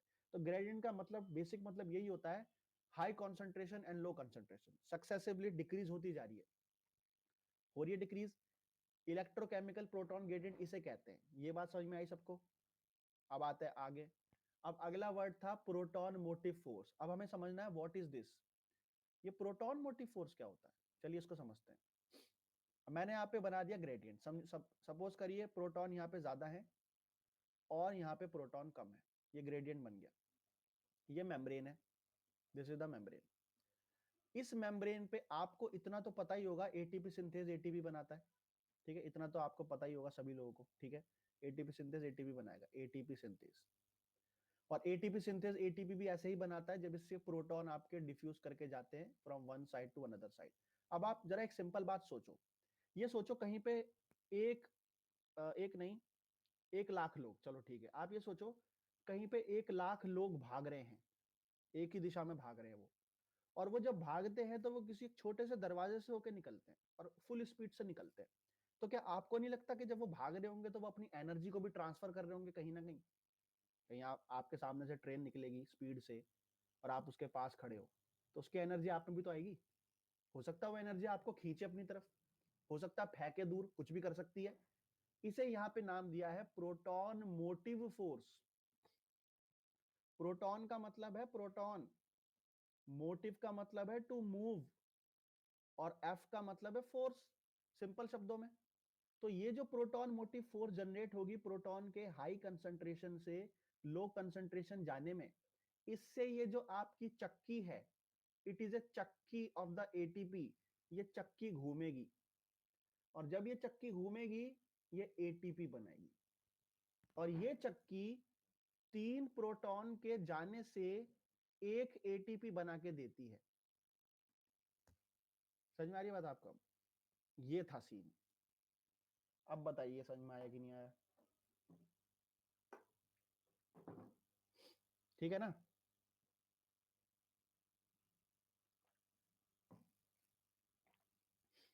माइटोकॉन्ड्रिया में भी ऐसे ही काम होता है, ठीक है जी, वहां भी ऐसे ही काम होता है। बायोकेमिस्ट्री पढ़ेंगे जब हम वहां देखेंगे डिटेल में, वो और ज्यादा मजेदार है। हालांकि ये भी वही है, सेम ही बात है, दोनों में थोड़ा बहुत फर्क है। ये कौन है? ये फियोफाइटिन है। This is the pheophytin molecule.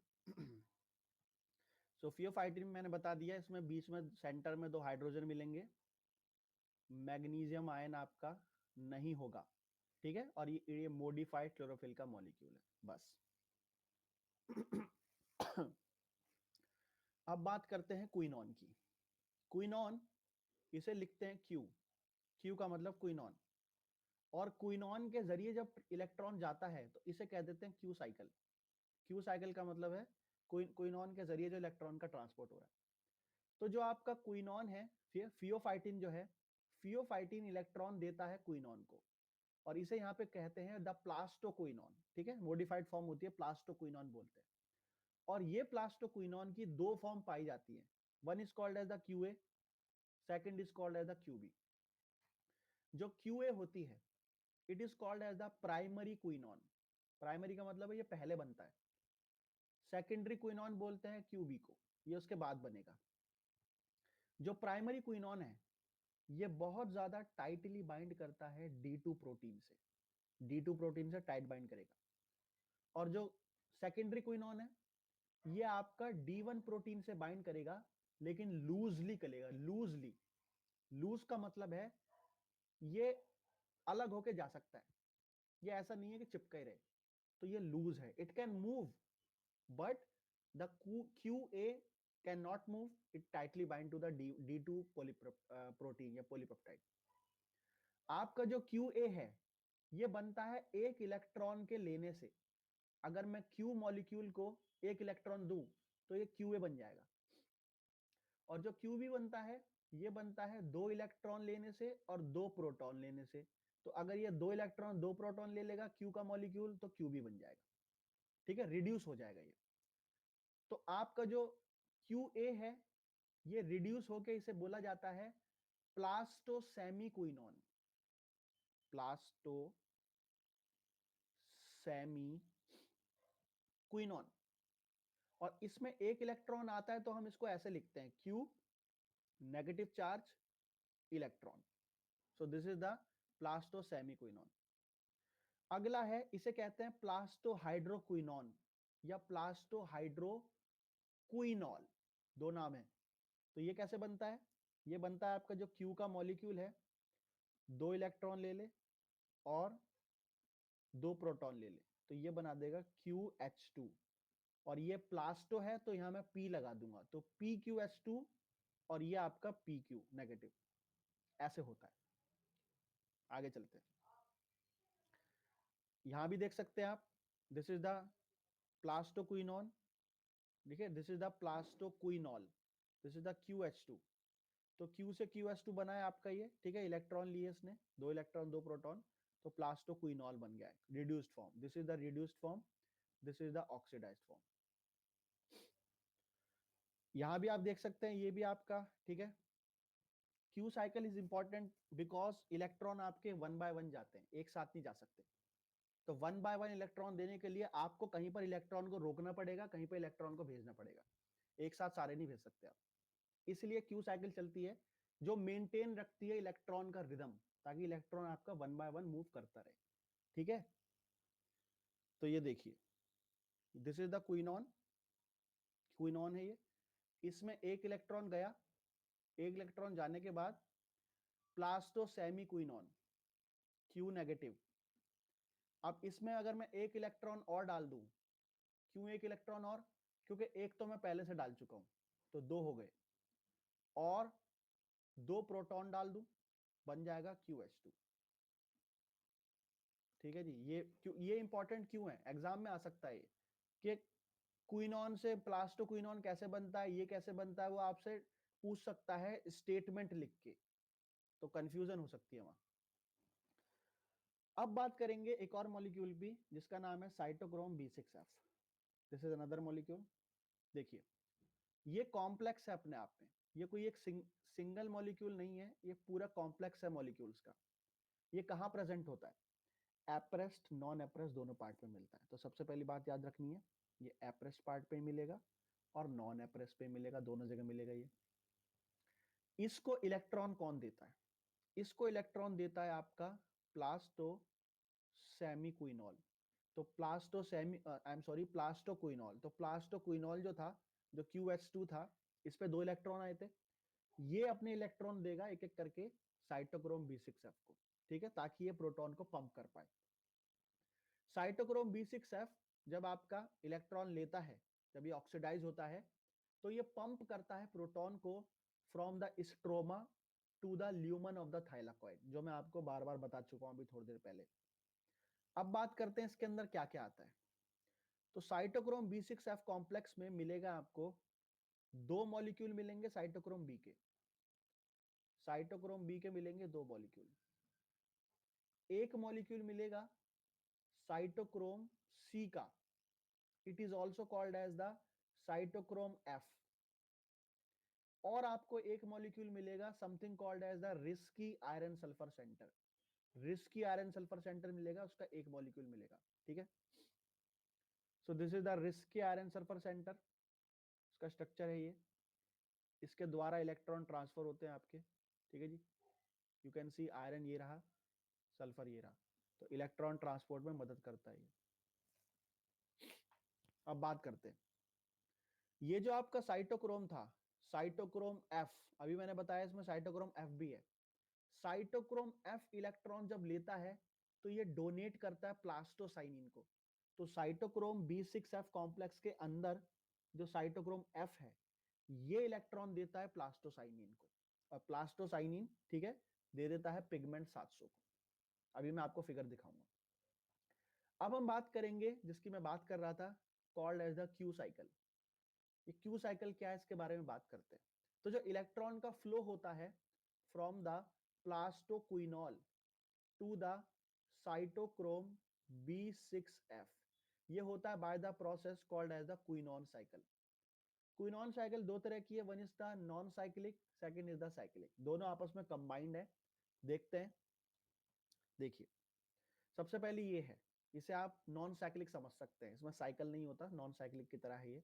अब काम कैसे होता है ये देखिए, आराम आराम से सुनिएगा। यहाँ पे देखिए, थाइलाकॉइड का ल्यूमन है और ये थाइलाकॉइड की मेम्ब्रेन है, ये क्या है, स्ट्रोमा है।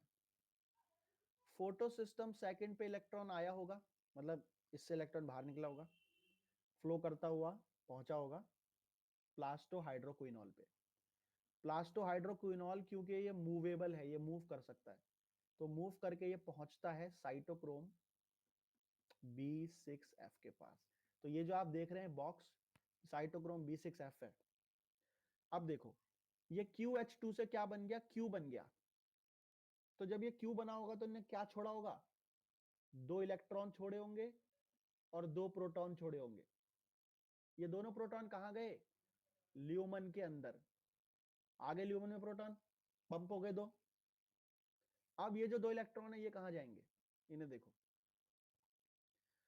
ये दोनों इलेक्ट्रॉन में से एक इलेक्ट्रॉन जाएगा रिस्की आयरन सल्फर सेंटर पर। रिस्की आयरन सल्फर सेंटर से ये जाएगा साइटोक्रोम एफ पर। साइटोक्रोम एफ से ये जाएगा प्लास्टोसाइनिन पे, और प्लास्टोसाइनिन इट कैन मूव, ये मूव कर सकता है, और मूव करके ये दे देगा पिगमेंट 700 पे। एक इलेक्ट्रॉन गया।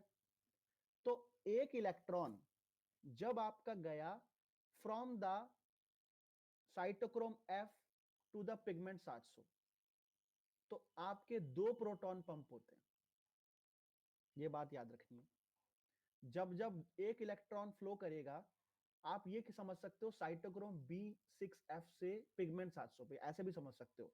लेकिन अगर आप अंदर घुसोगे तो आपको दिखेगा ये एक्चुअली में जा रहा है आयरन सल्फर से साइटोक्रोम F से, देन प्लास्टोसाइनिन, देन पिगमेंट 700। तो जब एक इलेक्ट्रॉन फ्लो करता है तो दो प्रोटॉन पंप होते हैं। और दूसरा जो इलेक्ट्रॉन है वो कहां गया? दूसरा इलेक्ट्रॉन जाता है साइटोक्रोम बी के पास। साइटोक्रोम बी के मैंने बताए थे दो मॉलिक्यूल हैं, there are two molecules of cytochrome B. तो पहले जाएगा एक के पास, एक के पास से जाएगा दूसरे के पास, और दूसरे के पास जाके ये जाएगा क्विनोन के पास, और क्विनोन के पास जाके ये इसको बना देगा सेमी क्विनोन। एक इलेक्ट्रॉन में सेमी क्विनोन बनता है, ये यहां आके रुक जाएगा। और ये रुकेगा क्यों? क्योंकि ये मूव नहीं कर सकता। अगर ये QH2 होता तो ये मूव करता। यहां तक सबको क्लियर है? कोई दिक्कत किसी को यहां? ठीक है, सारी बातें बताई हैं मैंने आपको एक एक करके। आगे चलते हैं, दूसरे पे आते हैं। ठीक है, दूसरा सेकंड टाइम क्या होगा? सेकंड टाइम भी आपका सेम प्रोसेस होगा। अब देखिए क्या होगा यहाँ पे। सेकंड टाइम पे आपका अगेन ये QH2 नाम का मॉलिक्यूल जनरेट हो जाएगा, क्योंकि दो इलेक्ट्रॉन फिर मिल जाएंगे इसे, क्योंकि वाटर से 4 इलेक्ट्रॉन आते हैं।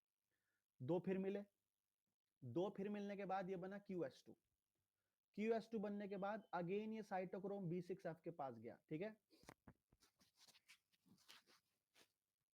जो Q स्टार है, Q स्टार नहीं है, वो Q नेगेटिव है शायद। आप इसी की बात कर रहे हैं, इसकी बात कर रहे हैं क्या आप? इसकी बात कर रहे हैं? इसकी बात कर रहे हैं तो अभी बताऊंगा मैं, ठीक है, इसके बारे में अभी आया नहीं हूं मैं यहाँ। ठीक है, देखिए QS2 जो है अगेन दो इलेक्ट्रॉन छोड़ेगा। ये दो इलेक्ट्रॉन जब ये साइटोक्रोम B6F को देगा, तो इसमें से एक इलेक्ट्रॉन जाएगा आयरन सल्फर सेंटर पे, जैसे पहले गया था। इसके बाद जाएगा साइटोक्रोम F के पास। हाँ, इसी के बारे में बता रहा हूं मैं, अभी अभी बताऊंगा इसके बारे में। ठीक है, अभी मैं इसी पे आ रहा हूँ। साइटोक्रोम F के पास, साइटोक्रोम F के पास से जाएगा प्लास्टोसाइनिन के पास, प्लास्टोसाइनिन से पिगमेंट 700 पे। तो अगेन एक इलेक्ट्रॉन फ्लो हो गया, तो अगेन एक इलेक्ट्रॉन फ्लो हुआ, तो दो प्रोटॉन पंप हो गए। ठीक है, तो एक इलेक्ट्रॉन से दो प्रोटॉन, दो से चार प्रोटॉन, चार से आठ प्रोटॉन, इस तरह से होता है। और जो दूसरा इलेक्ट्रॉन था वो आपका अगेन जाएगा साइटोक्रोम बी के पास, साइटोक्रोम बी से दूसरे साइटोक्रोम बी पे, दूसरे साइटोक्रोम बी से जाएगा ये Q नेगेटिव के पास। तो जो अभी मेरे से पूछ रहा था दूसरे का क्या होगा, उसका ये होगा, इस पे एक और इलेक्ट्रॉन आएगा और ये बन जाएगा QH2। और QH2 मूव कर सकता है, इट कैन मूव, मेम्ब्रेन में डिफ्यूज हो सकता है ये, और डिफ्यूज होके रिसाइकल होगा अगेन और आ जाएगा दोबारा यहां पर। और ये साइकिल आपका चलता रहेगा, मेंटेन रहेगा ये, कहीं पर इलेक्ट्रॉन की कमी नहीं आएगी। कहने का मतलब ये है। ठीक है जी। तो ओवरऑल रिएक्शन क्या है? ओवरऑल रिएक्शन क्या है? ओवरऑल रिएक्शन ये है दोस्तों कि अगर प्लास्टोक्विनोल से दो इलेक्ट्रॉन आते हैं और दो इलेक्ट्रॉन साइटोक्रोम B6F से होते हुए पिगमेंट 700 पे जाते हैं, तो चार प्रोटॉन पंप होते हैं, क्योंकि एक इलेक्ट्रॉन से आपके दो प्रोटॉन हो रहे थे। ठीक है ना? तो फाइनल आपकी ये निकल के आई है पूरी स्टोरी। अब आगे चलते हैं। अब बात करते हैं क्यू साइकिल, समझ ली क्यू साइकिल में कुछ नहीं है, बहुत आसान है। अब बात करते हैं प्लास्टोसाइनिन की, इसे शॉर्ट में कहते हैं पीसी। पीसी प्लास्टोसाइनिन कैसा मॉलिक्यूल है? क्या ये बहुत बड़ा है? क्या ये बहुत छोटा है? So it is a very small molecule, ये बहुत छोटा मॉलिक्यूल होता है। कैसा है? मेम्ब्रेन सॉल्युबल है या मेम्ब्रेन इनसॉल्युबल है? तो ये वाटर सॉल्युबल है, ठीक है, it is a water soluble. तो वाटर सॉल्युबल का मतलब है मेम्ब्रेन के बाहर मिलेगा, अंदर नहीं मिलेगा, ठीक है, मेम्ब्रेन के बाहर पाया जाता है ये, शायद देखा भी होगा हमने यहाँ, ये रहा मेम्ब्रेन के बाहर है, ठीक है, मेम्ब्रेन के बाहर मिलेगा। कॉपर कंटेनिंग है, it is very very important. वैसे तो नाम से पता लग जाएगा साइनिन, तो कॉपर कंटेनिंग है आपका ये एलिमेंट या प्रोटीन। क्या काम है इसका? इसका काम है पीसी का साइटोक्रोम B6F से इलेक्ट्रॉन लेना और पिगमेंट 700 प्लस को दे देना, पिगमेंट 700 प्लस को, क्योंकि इलेक्ट्रॉन तो उसे चाहिए ना। और it is a mobile, it can move, ठीक है। मैंने जैसे बताया कॉपर कंटेनिंग है, तो इसके अंदर कॉपर है, ये रहा कॉपर का एटम। कॉपर का एटम सराउंडेड है अमीनो एसिड से, इंटरैक्शन हो रही है। कौन कौन से अमीनो एसिड है? मिथियोनिन, हिस्टिडीन, हिस्टिडीन दो हैं, दो हिस्टिडीन, एक मिथियोनिन और एक सिस्टीन, ठीक है जी। तो MHC, MHC याद कर सकते हैं आप इसे, ठीक है, MHC के द्वारा ये कॉपर का एटम वो कर रहा है, इंटरेक्शन कर रहा है। एग्जाम में कई बार इतना डिटेल भी चले जाते हैं, उनका कुछ भरोसा नहीं है, क्योंकि इस बार जो क्वेश्चन आए वो काफी थोड़े टेढ़े मेढ़े सवाल हैं, ठीक है। तो प्लास्टोसाइनिन के अंदर क्या मिलेगा? कॉपर मिलेगा, वाटर सॉल्युबल होगा, मोबाइल इन नेचर होगा और ट्रांसफर करेगा साइटोक्रोम B6 से पिगमेंट 700 पे। ओके, अब तक हम ये सब देख चुके हैं। क्या हो रहा है यहाँ पे? लाइट आई है फोटो सिस्टम सेकंड पे, लाइट आई है फोटो सिस्टम 1 पे।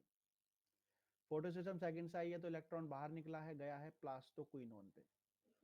प्लास्टोक्विनोन से होता हुआ गया है साइटोक्रोम B6F से प्लास्टोसाइनिन पे, प्लास्टोसाइनिन से फोटोसिस्टम 1 पर।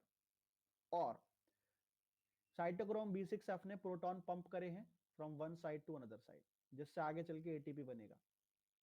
और थाइलाकॉइड का जो ल्यूमन है, यहाँ का पीएच कम हो जाता है, क्योंकि हाइड्रोजन आयन की कंसंट्रेशन बढ़ जाती है। इसके अलावा वाटर टूटता है इनटू द ऑक्सीजन, प्रोटॉन और इलेक्ट्रॉन, और ये इलेक्ट्रॉन आपके एंटर कर जाते हैं फोटो सिस्टम में। और स्ट्रोमा का पीएच बढ़ जाता है, क्योंकि वहां पे हाइड्रोजन आयन की कंसंट्रेशन आपकी क्या हो जाएगी? कम हो जाएगी, ठीक है, हाइड्रोजन आयन कंसंट्रेशन यहाँ पे कम हो जाती है, तो पीएच बढ़ जाता है। अब बात करेंगे दोस्तों about the oxygen evolving complex, ठीक है, इसके बारे में बात करनी है अभी हमें। सबको समझ में आ रहा है ना? परेशान तो नहीं है कोई? चलिए एक सेकेंड। ओईसी की बात करते हैं, oxygen evolving complex. So it is a protein complex. Actually में ये भी अपने आप में प्रोटीन का कॉम्प्लेक्स है, बहुत सारे मॉलिक्यूल, छोटे छोटे मॉलिक्यूल इसे मिला के बनते हैं, और इसका काम है स्प्लिटिंग ऑफ द वाटर, पानी को तोड़ना। लोकेशन मैंने आपको बताई थी, थाइलाकॉइड के ल्यूमिनल साइड पे मिलेगा, ल्यूमिनल साइड पे मिलेगा आपका ऑक्सीजन इवॉल्विंग कॉम्प्लेक्स या ऑक्सीजन ऑक्सीडेशन कॉम्प्लेक्स। इसके अंदर क्या क्या है? अगर ये कॉम्प्लेक्स है तो इसमें क्या क्या मिलता है? इसमें मिलते हैं मैंगनीज, 4 मैंगनीज के एटम, एक कैल्शियम का आयन, एक या दो क्लोरीन के आयन, क्लोराइड, एक बाइकार्बोनेट का आयन, और कुछ प्रोटीन्स जैसे कि PSBP या PSBQ, ठीक है, ये इससे मिला के बनता है ये। ओके, काम कैसे करता है ये? आपका जो पिगमेंट 680 प्लस है, इसे इलेक्ट्रॉन चाहिए, तो ये इलेक्ट्रॉन एक्सेप्ट करता है 1 बाय 1, और एक बार में सिर्फ एक इलेक्ट्रॉन लेता है, ठीक है। तो it accept only 1 electron at a time, एक बार में एक ही लेगा, ऐसा नहीं है चारों भर जाएंगे अंदर, ऐसा नहीं है। और 4 इलेक्ट्रॉन निकाले जाते हैं पानी से, और जो 4 इलेक्ट्रॉन निकलते हैं वो डायरेक्टली एंटर नहीं करते पिगमेंट 680 में, वो वन बाय वन जाते हैं from the oxygen evolving complex. तो ऑक्सीजन इवॉल्विंग कॉम्प्लेक्स के अंदर अलग अलग स्टेट चलती हैं, वाटर की स्टेट्स, इलेक्ट्रॉन की स्टेट चलती हैं, जिससे वो वन बाय वन आपका ट्रांसफर होता है। अभी बताएंगे उसके बारे में। और ऑक्सीजन इवॉल्विंग कॉम्प्लेक्स जैसे मैंने बताया, एक बार में सिर्फ एक इलेक्ट्रॉन देता है पिगमेंट 680 प्लस को। अब बात करते हैं, मैंने बताया इसमें मैंगनीज है। तो जो मैंगनीज है आपका ऑक्सीजन इवॉल्विंग कॉम्प्लेक्स में, इसकी ऑक्सीडाइजिंग स्टेट्स हैं। मतलब अलग अलग स्टेट है जिनमें अलग अलग इलेक्ट्रॉन इसके पास होते हैं, जिन्हें नाम दिया गया है S0, S1, S2, S3 और S4। तो टोटल ये आपकी 5 है, 0 1 2 3 4। एग्जाम में आ सकता है ये भी, कितनी है, कहाँ है, क्या नाम है, ये आ सकता है। और ये जो ऑक्सीडेशन स्टेट है, ये एक दूसरे में बदलती रहती हैं कि भाई S0 से S1, S2, S3, S4, दोबारा S0, इस तरह से, ठीक है। और इसे कहते हैं एस स्टेट साइकिल। तो इनका एक दूसरे में बदलना, इसे कहा जाता है एस स्टेट साइकिल। और जब भी ये एक दूसरे में बदलती हैं, एक इलेक्ट्रॉन बाहर छोड़ देती हैं।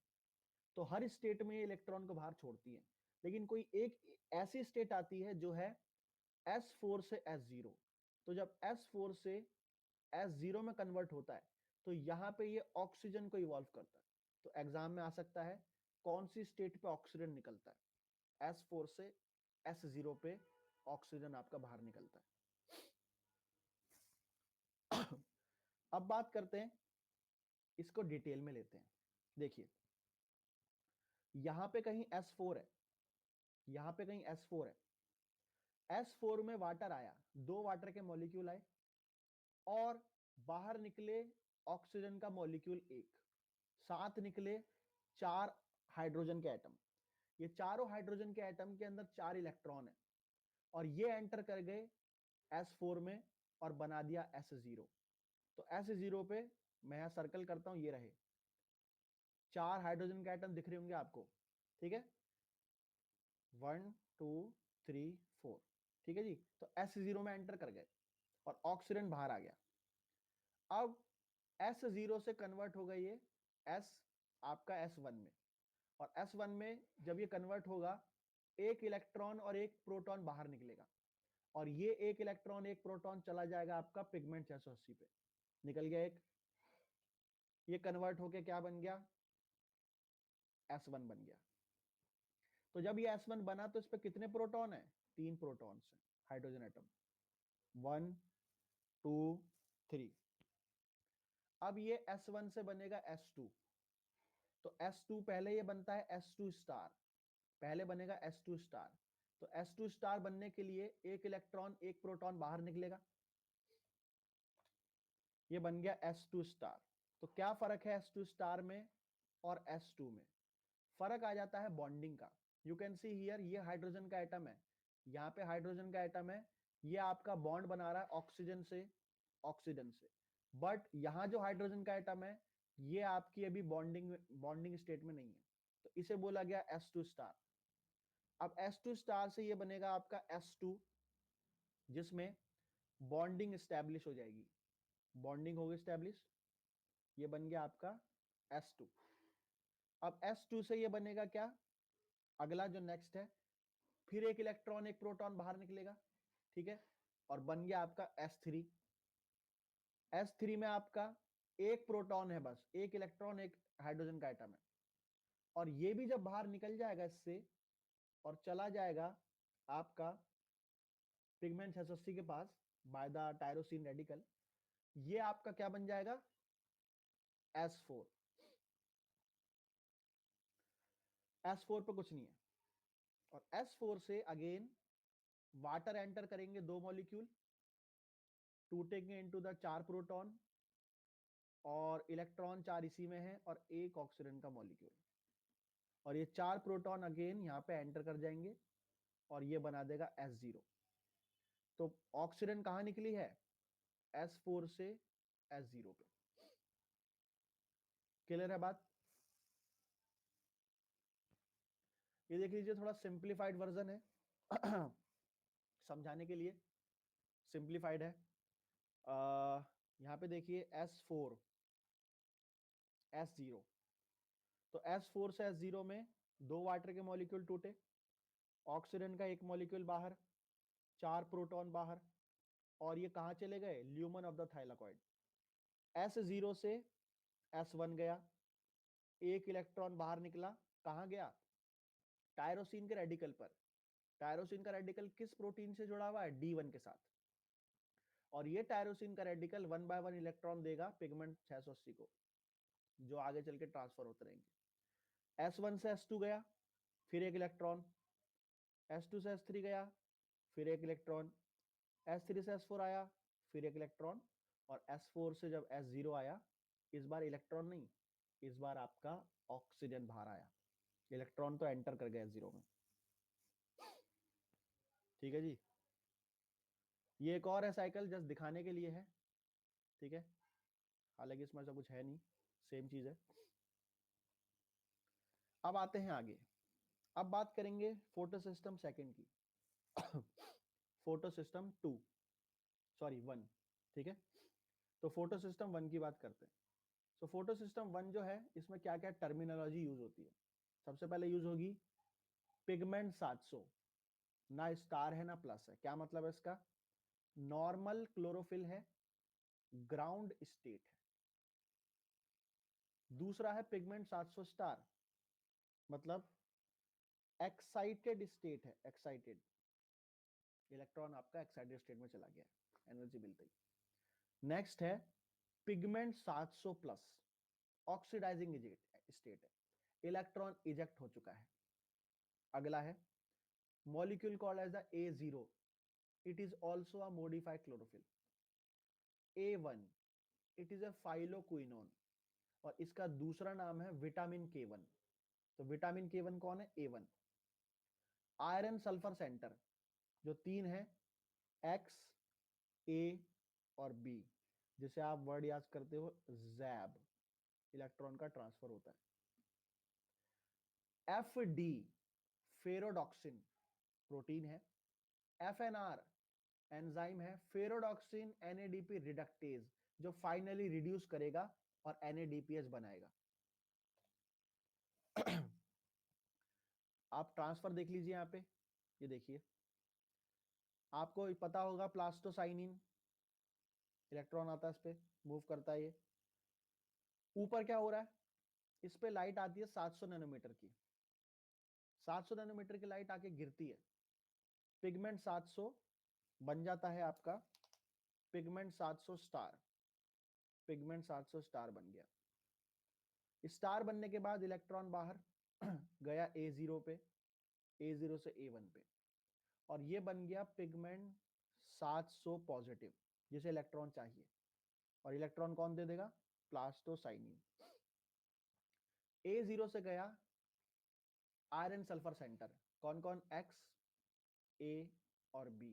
तो इसके पास X के पास, X से A के पास, A के साथ B के पास, B से जाएगा फेरोडॉक्सिन पर। फेरोडॉक्सिन वाटर सॉल्युबल है, मेम्ब्रेन के बाहर मिलेगा। इसके बाद जाएगा FNR के पास, ये भी वाटर सॉल्युबल है, मेम्ब्रेन के बाहर मिलेगा। FNR क्या करेगा? 4 इलेक्ट्रॉन लेगा, 4 प्रोटॉन लेगा, और 2 NADP लेगा, और 2 NADPH के मॉलिक्यूल बना देगा। आप एक भी समझ सकते हो अगर 2 इलेक्ट्रॉन लेता है तो, ठीक है।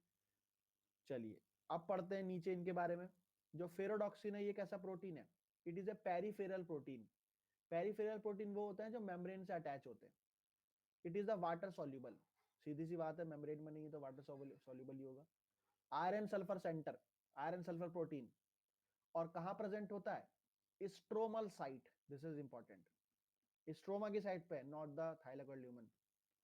FNR, it is A flavoprotein, इसमें फ्लेविन और प्रोटीन दोनों का कॉम्बिनेशन है, फ्लेविन एक मॉलिक्यूल होता है, और it is also water soluble. और कहां सिचुएटेड है? Stromal site. तो सबकी साइड पता होनी चाहिए, एग्जाम में ये सब आता है। अब फाइनली हम कंक्लूड करते हैं, हम टोटल रिएक्शन देखते हैं कैसी होती है, ठीक है। टोटल रिएक्शन की बात करते हैं, और हम बात करेंगे with respect to the one oxygen molecule. हम क्या देखने जा रहे हैं? हम ये देखने जा रहे हैं कि अगर एक ऑक्सीजन का मॉलिक्यूल बनाना हो तो कितने फोटोन लगेंगे, कितने इलेक्ट्रॉन लगेंगे, कितने ATP लगेंगे, एंड सो ऑन। हम ये देख रहे हैं। तो चलिए, होता क्या है, जो फोटो सिस्टम 1 और 2 है, दोनों पे लाइट आके गिरती है। लाइट का मतलब मेरा है फोटोन से। तो यहाँ पे फोटोन जो एनर्जी के पैकेट है वो आके गिरते हैं। 4 फोटोन गिरते हैं फोटो सिस्टम 2 पे, 4 फोटोन गिरते हैं फोटो सिस्टम 1 पे। कुछ किताबों में लिखा रहता है कि दोनों पे एक साथ गिरते हैं, कुछ पे लिखा रहता है थोड़ा सा फर्क है। तो आप ये मान के चलो लगभग सेम टाइम पे काम होता है, क्योंकि इलेक्ट्रॉन इंतजार तो नहीं करेगा कि हाँ भाई पहले फोटो सिस्टम 1 पे लाइट गिर जाए फिर आऊंगा मैं, नहीं, वो तो एकदम भागेगा गोली गोली की रफ्तार से। तो दोनों पे बराबर मात्रा पे लाइट एक साथ गिरती है, ये मान के चलिए। तो चलिए हम इसे अलग अलग पढ़ते हैं, हम एक साथ तो पढ़ नहीं सकते, अलग अलग पढ़ेंगे। ये देखिए, 4 फोटोन गिरे 680 पर। 4 फोटोन गिरने से 4 इलेक्ट्रॉन बाहर आए। क्यों? क्योंकि 2 वाटर के मॉलिक्यूल अगर टूटते हैं, अगर 2 वाटर के मॉलिक्यूल टूटते हैं, 4 प्रोटॉन निकलते हैं, 4 इलेक्ट्रॉन निकलते हैं, और 1 ऑक्सीजन का मॉलिक्यूल निकलता है। निकल गया 1 ऑक्सीजन का मॉलिक्यूल। ये जो 4 प्रोटॉन हैं, ये रहेंगे ल्यूमन ऑफ द थाइलाकॉइड, और ये कंट्रीब्यूट करेंगे इलेक्ट्रोकेमिकल प्रोटॉन ग्रेडियंट को। इतनी बात समझ में आ रही है हमें? अब आगे चलते हैं। अब ये 4 इलेक्ट्रॉन जब जाएंगे साइटोक्रोम B6F से, ये 8 प्रोटॉन को पंप करेंगे। वो हमने देख ही लिया पहले कैसे होता है काम। तो 8 प्रोटॉन पंप हो गए, 4 यहां पे हुए, 8 और 4 12 प्रोटॉन। तो एक ऑक्सीजन के लिए कितने प्रोटॉन है? टोटल 12 है। साइटोक्रोम B6F से ये 4 इलेक्ट्रॉन जाएंगे कहां पे? फोटो सिस्टम 1 पे। फोटो सिस्टम 1 पे 4 फोटोन गिरते हैं, तो टोटल फोटोन 8 हैं। 4 फोटो सिस्टम 1 के, 4 फोटो सिस्टम 2 के, 8 है। 4 इलेक्ट्रॉन गिरे इस पे। अब ये 4 इलेक्ट्रॉन जाएंगे NADP प्लस पे और बनाएंगे NADPH। बन गया। अब आइए ATP पर। हमने बताया था कि आपका प्रोटॉन की कंसंट्रेशन ल्यूमन में बढ़ जाती है। तो ल्यूमन में बढ़ेगी तो बनेगा इलेक्ट्रोकेमिकल प्रोटॉन ग्रेडियंट, जिससे आएगा प्रोटॉन मोटिव फोर्स। तो ये जो हाई कंसंट्रेशन है प्रोटॉन्स की यहां पर, ये आपकी मूव करेगी from the lumen to the stroma. तो ये देखिए, ये रहा आपका एटीपी सिंथेज। अगर 3 प्रोटॉन पंप होते हैं बाय द एटीपी सिंथेज, अगर एटीपी सिंथेज 3 प्रोटॉन को पंप करता है, तो एक एटीपी का मॉलिक्यूल बनाता है। तो 12 प्रोटॉन बनेंगे, निकलेंगे तो कितने बनेंगे? 5 मॉलिक्यूल। ठीक है, 5 मॉलिक्यूल बनेंगे। अगर 12 प्रोटॉन जाएंगे तो नहीं, ठीक है, 4 एटीपी के मॉलिक्यूल बनेंगे। क्लियर? तो फाइनल क्या आया कंक्लूजन? फाइनल कंक्लूजन ये आया कि अगर 8 फोटोन की लाइट आती है तो 4 इलेक्ट्रॉन बाहर आते हैं। 4 इलेक्ट्रॉन से 12 प्रोटॉन एंटर करते हैं ल्यूमन में। 12 प्रोटॉन से 4 एटीपी बनते हैं, एक ऑक्सीजन मॉलिक्यूल बनता है, और 2 NADPH के मॉलिक्यूल बनते हैं। अब आप कैलकुलेशन तो कर ही लोगे एग्जाम में, अगर आया कि बताओ 2 ऑक्सीजन के मॉलिक्यूल बनाने के लिए कितना क्या लगेगा। समझ रहे हैं आप मेरी बात? तो ये एक ऑक्सीजन के मॉलिक्यूल का अगर याद है तो बाकी का करना आसान है। कोई दिक्कत किसी को, किसी तरह की?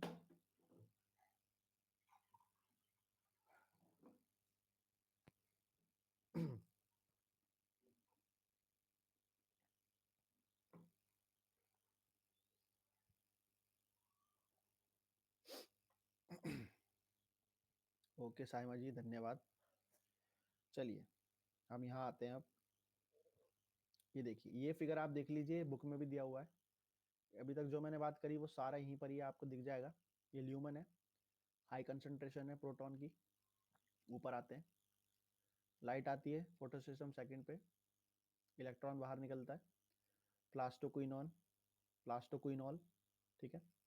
वाटर टूटता है ऑक्सीजन में, प्रोटॉन्स में।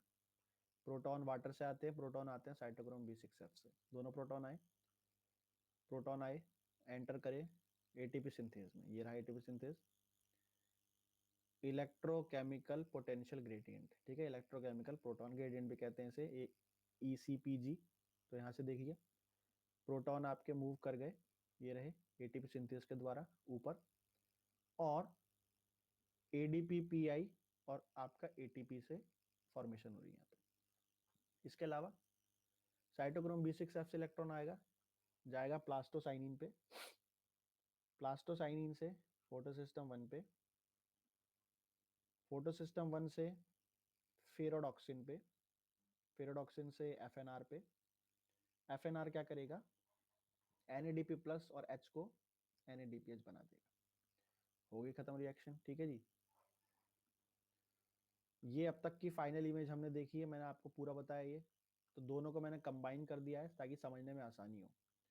फोटोसिस्टम 1, ठीक है, 680 plus pheophytin, quinone, quinone A quinone B, cytochrome B6F, proton pump, plastocyanin, pigment 600, pigment 700, then pigment 700 पे लाइट PS1 पे, प्लास्टोसाइनिन ने इलेक्ट्रॉन दिया A0 पे, A0 से A1 पे, A1 से जैब पे, जैब, जैब से फेरोडॉक्सिन पे, फेरोडॉक्सिन से FNR पे, और FNR से NADP प्लस से NADPH।